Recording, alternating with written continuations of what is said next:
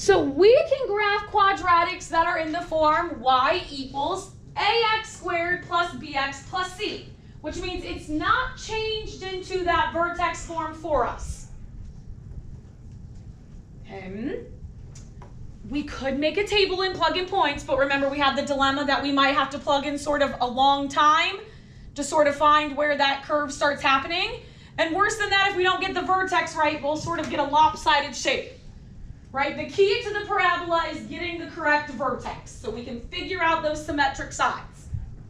Okay, and if we're not in that vertex form we were looking at, right, we're going to have to take some different steps to get there. So good news is we have some similar rules. Okay, the direction of the parabola is still determined by A. Okay, so if A is greater than 0, what types of numbers are greater than 0? Positive. So if A is positive, then our parabola is going to open up, just like it has been. But now we're going to allow for A to sort of be whatever it wants to be. Okay, if A is less than 0, what types of numbers are less than 0? Negative. Negative. So if A is negative, then the parabola is going to open down.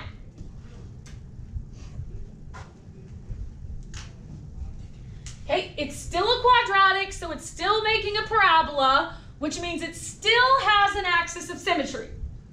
What is the axis of symmetry?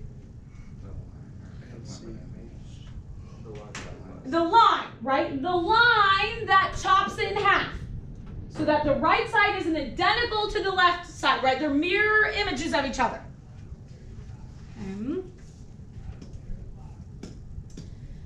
The difference is that today the axis of symmetry isn't found quite as easily as it was before. Okay, the axis of symmetry is going to be found by using x equals negative b over 2a.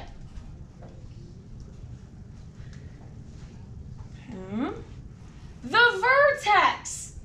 What is the vertex?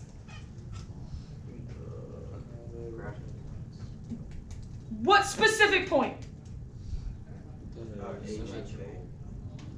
Before it was made up of h and k, okay, but we don't have h and k this time.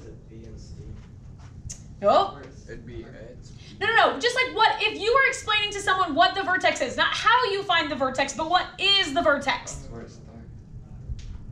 The initial start of the parabola. Is it the start? Because does a parabola actually, that would be like saying, does this line have a start? It's the high and low. It's the high or the low point of the parabola, right? So it's the max or the minimum of the parabola. Right? It's that top of it or that bottom of it. Now, for us, it is the first point that we start plotting. Right? It's that key piece to getting that nice, neat, symmetric look. But we don't want to say that it's the start of the parabola because, right, that curve goes on forever in both directions. Now remember, in vertex form, the vertex was h comma k, and then the axis of symmetry was x equals h, because in this parabola, oh, that's a terrible line, but pretend. Right, the axis of symmetry falls on the vertex. So it should make sense to us that the x value of our vertex is the same value that we use for our axis of symmetry. Negative b over 2a.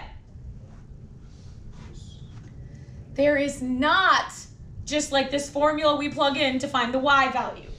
To find the other coordinate in our vertex, we're going to have to take that x value and plug it back into the equation, right? In function rules, if we want to find what value corresponds to an x value, we use the x value as an input to find the y value that's an output. Okay, and that's what we want to do today.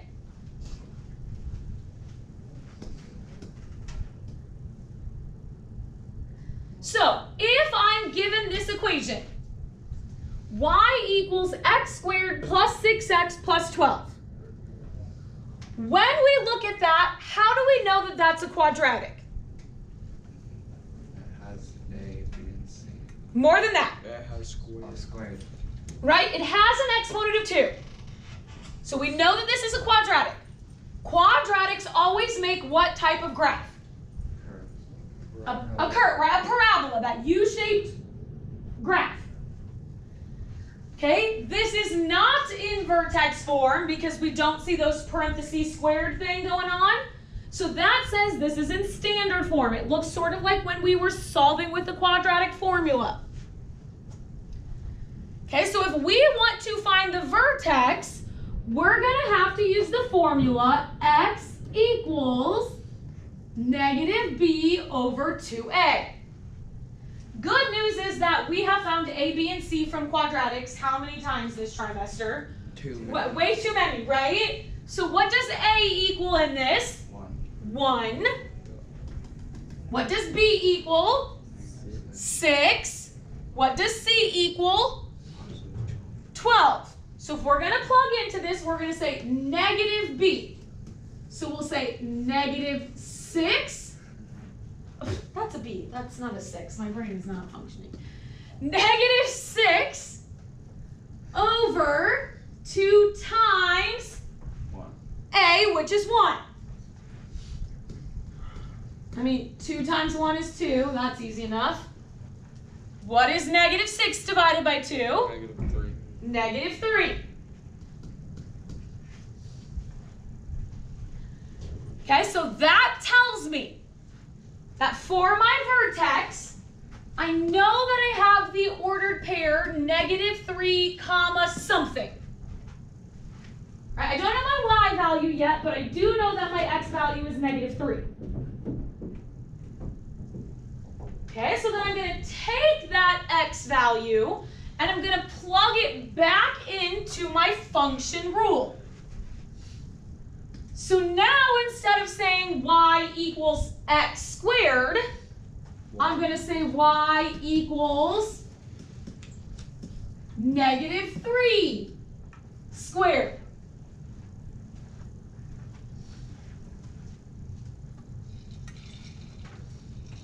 Plus 6 times. 6 times what? Negative 3. That's not necessarily. Sorry.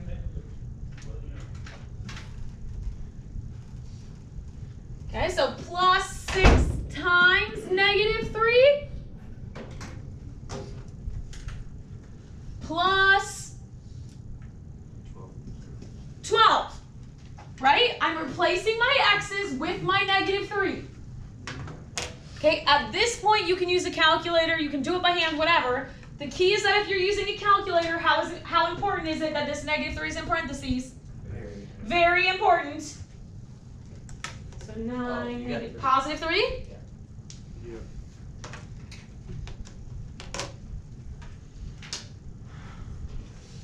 So make sure you're getting 3 out. Okay, so that tells me that my y value is positive 3. And so I have a vertex of negative 3 comma 3. Are we okay there? So far, so good? Okay, that vertex, like we said, gives us sort of our starting point, even though there isn't a starting point on a quadratic, right? But that's that first initial point we want to graph. Where does the vertex fall on the parabola? Where is it located? Middle. Right in the middle, right? Right smack dab in the middle. So when we go to find our other points, we're going to use a table, because that's what we always sort of fall back on, except we're going to put our vertex right smack dab in the middle. Why? Because it's in the middle of the parabola. Would you be wrong if you wrote it in a different place? Absolutely not.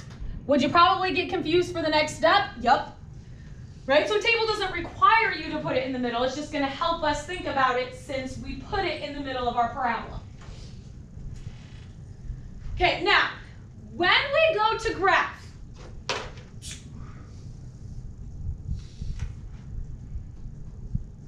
we know we have a vertex here. right? We know that so far. We want to try and produce that nice, neat, symmetric image of something happening on the right and its exact same thing happening on the left. Which means if I want to find out what the point is that goes here, could we agree that it would also make sense to then find out what point goes here? Yes. Because they're equally distanced from that vertex. They're that mirror image distance apart. So that's the same idea we want to happen in our table. We don't just want to start picking, oh, let's try 7, let's try 20, let's try -8. Right? We want to find those points that start to sequentially work outwards from the vertex. So our goal here is to pick numbers that are equally distant from -3 in both directions. I mean, I don't know about you. You could add 17, but that seems crazy. I'm going to go 1 away. Right? So I can add 1 and I can subtract 1. For those of you who struggle with negative numbers, you could totally pick up your calculator and do -3 + 1 and -3 - 1. For those of you who are like, well, I can just do that math, right? It's just like counting. This is a -4, a -3, a -2. That's fine as well. Again, we just want that nice, neat, equal distance to happen.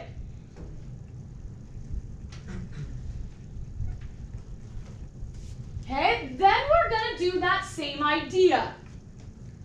The key that my students struggle with is that this next jump here does not have to be the same distance that it was here. Okay, so if you moved by 1, you could then decide here to move by 15. I mean, it would be silly, but you could. Okay, it's not dependent on what you previously did. I'm going to, again, pick 1 because it's simple. It's just not a requirement. Okay, so again, I'm going to go by 1s.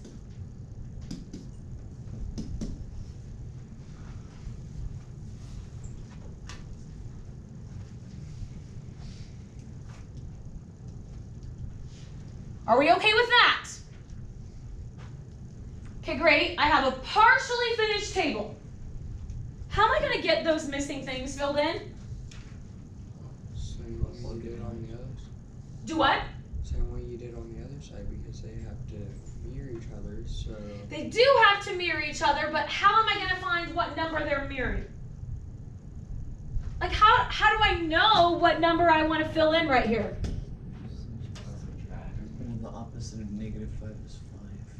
No.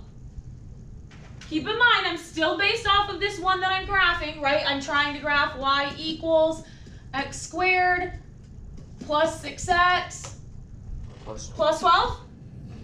You would put the -5 in for x. Right? This is just a function rule with the corresponding table. And we can plug in as many input values as we want. We just now have 4 input values to plug in. This is where your calculator can be super helpful. Okay? Because it's just kind of a pain in the rear. So we want to take now -5 and plug it in. So we'll say -5 squared. How important are those parentheses? Very. Plus 6 times -5 plus 12. What do we get out? +7? Yeah. Are we agreeing with +7? I agree with +7.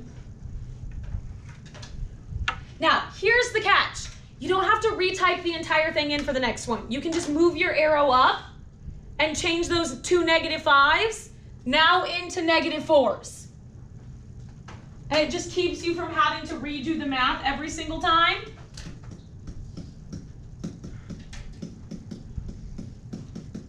So what did we get out this time? 4. 4? Okay, so now what are we going to change it to? -2. -2. You also get 4. -1. We should get 4.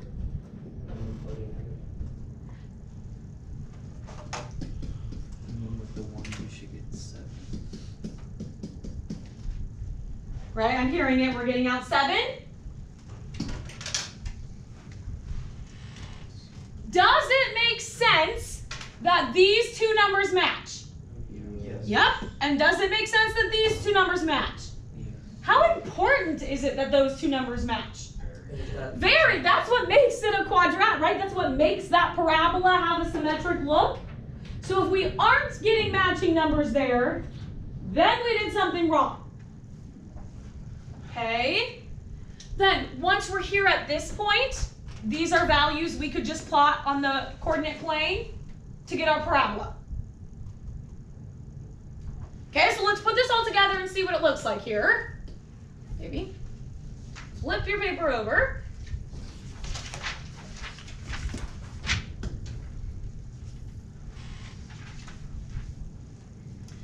Okay, so we want to graph y equals x squared plus 4x plus 4. It's not in vertex form, so we're going to have to start by using what short formula? That's X equals negative b.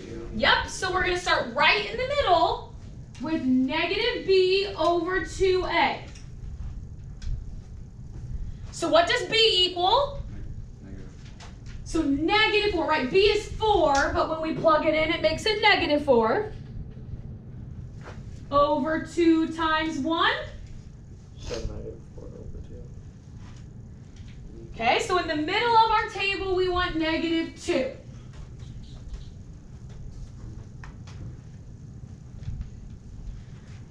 So now we're going to go equally distant. How much do we want to jump by here? 1 and 1. 1. Could we pick 2? yeah. Sure.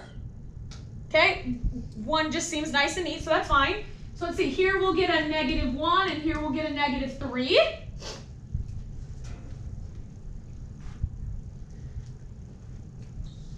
Okay, how much do we want to jump the next time? 1. 1. Could we pick 7? Yes. Sure.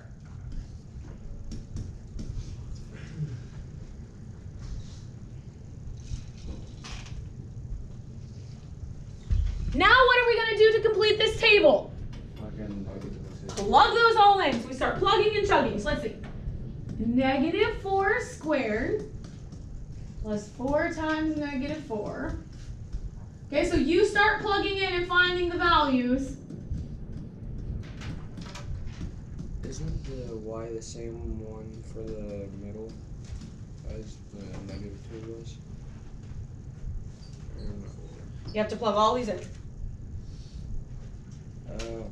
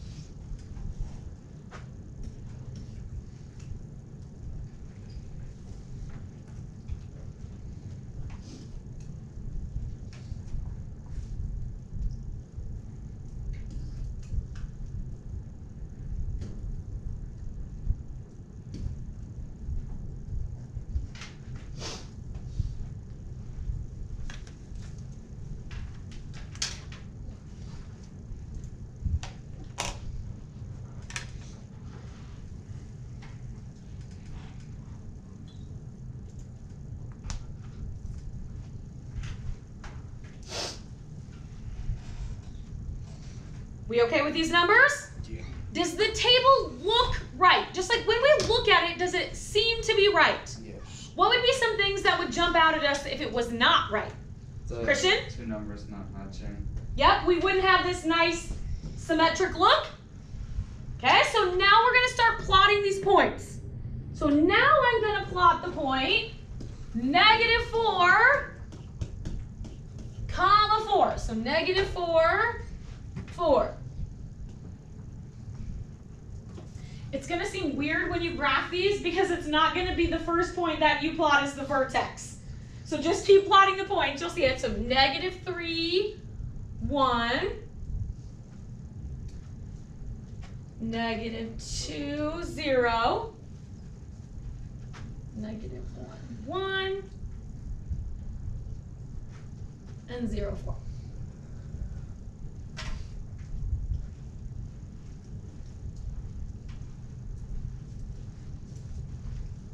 We okay there? Yep. Okay.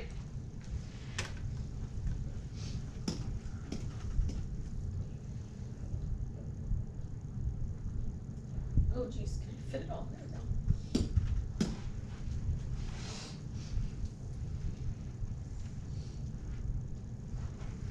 Okay, so what does A equal? Oh, yep.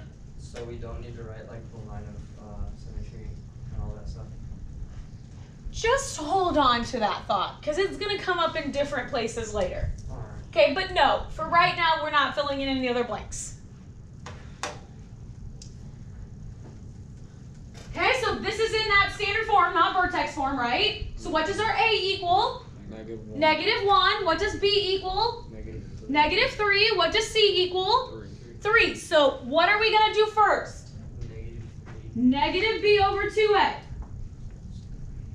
Okay, so the negative of -3 over 2 times -1. Ooh. That's negative.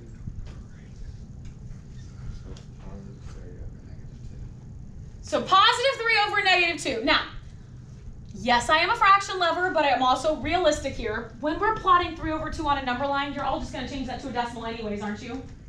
So if you want to deal with the decimal here, that's fine. It's probably easier for lots of you when you're counting right and left, so we're going to get a -1/2.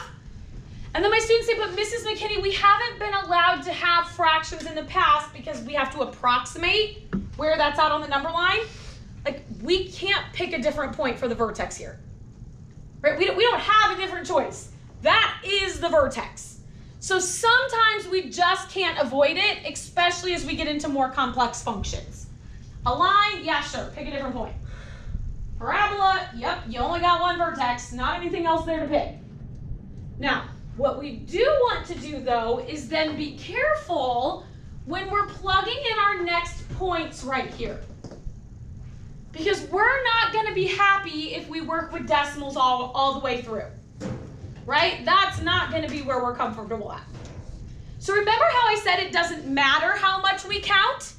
We can choose how much we want to count by? What if instead of counting by 1 here, we count by halves? Yeah. Now, my personal preference, this is not a correct statement that like has to be true. My personal preference is that if I count by 1/2, those numbers tend to be really close on the number line and it sort of gets a little bit tricky to graph them. So I prefer to count by 1.5 to give me a little bit more spacing. I would not count you wrong if you counted by half. I'm just saying visually, I'm not the most like carefully plotted person. I like that little bit of extra space. This is where it might help you to pick up your calculator and add 1.5 and subtract 1.5. Okay, but if we add 1.5, we go to 0. If we subtract 1.5, we go to -3. What do we want our next jump to be by? Wait, can Same we just thing do as like one. do -3 and like plug it in and then just write it for 0 like right away? So you don't have to like waste time doing Yes and no.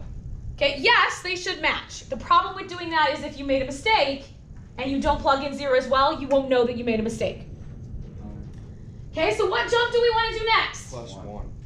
1, right? Because it doesn't have to be the same as what we did before, and now that we're out of fractions, let's stay out of fractions. So -4 and 1. And now what are we going to do with all those values? Start plugging them in your calculator, so you start plugging them in. Oh, wait, we need to talk about this. If we start plugging this in, where does this negative go? Correct. away. No, it does not go away. That negative stays. This is what goes in parentheses. Can I make those two negatives a positive? No. No, because order of operations says exponents first. So you have to have only the x replaced, and that is the only thing that goes inside the parentheses. So you need to have negative, parenthesis negative 4 squared, minus 3 times negative 4, plus 3. -1. What do we get out? Negative 1?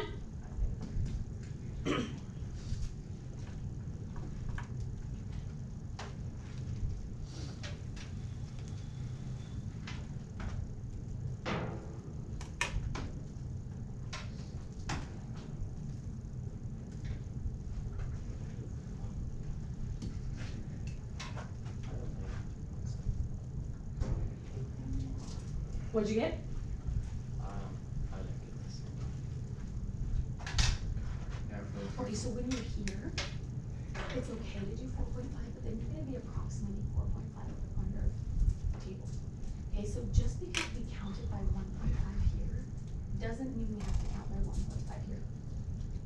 Okay, so what we can do is say, okay, yeah, I counted by 1.5, but now let's just count by 1. So from 0 to 1, this would be a 1, and from negative 3 minus 1 would be a negative 4, and plug those values in. Don't forget that when you type this in, you still have a negative sitting up here, because that's your negative here. Does that make sense? Or are you just nodding yes at me? No, no, I haven't. You're okay, you're okay.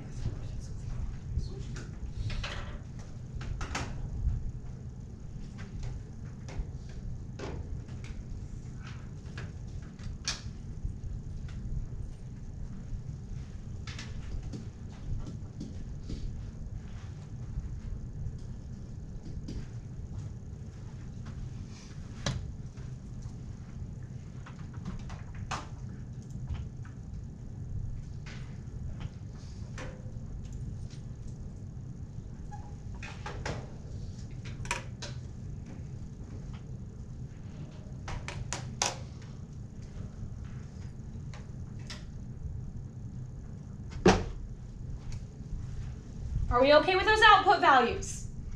Yeah. Okay, so now our first 2 points aren't a super big deal to plot, right? So we can plot negative 4, negative 1, negative 3, positive 3. But now we have to approximate, right? So negative 1.5, comma, 1, 2, 3, 4, 5, and a little bit. Right? You just gotta kind of approximate. Negative 1.5 is in between negative 1 and negative 2. 5.25 is going up 5 and then a quarter more, a little bit more.